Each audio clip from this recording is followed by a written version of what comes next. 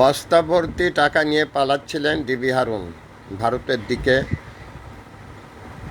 যে পরিমাণ টাকা ওখানে দেখলাম, আর স্বর্ণালঙ্কার। ডিবি হারুন সাহেব ওই দেশের মানুষ, আমি ওই দেশের মানুষ।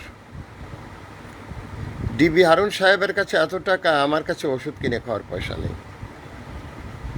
এটা আপনারা কি চোখে দেখবেন? এই সমস্ত জালিমদের হাত থেকে মুক্তি পেতে হবে। আমি তো এই দৃশ্য দেখে চমকে গেছি।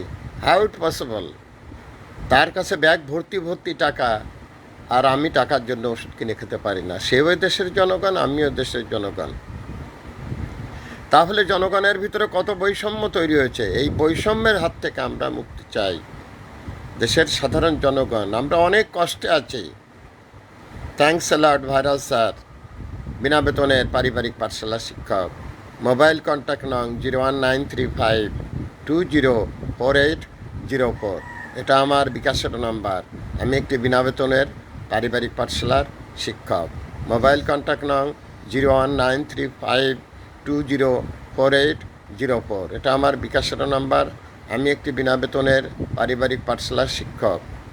কত টাকা এখন বের হচ্ছে চারিদিক থেকে, কত টাকা, বস্তা বস্তা টাকা।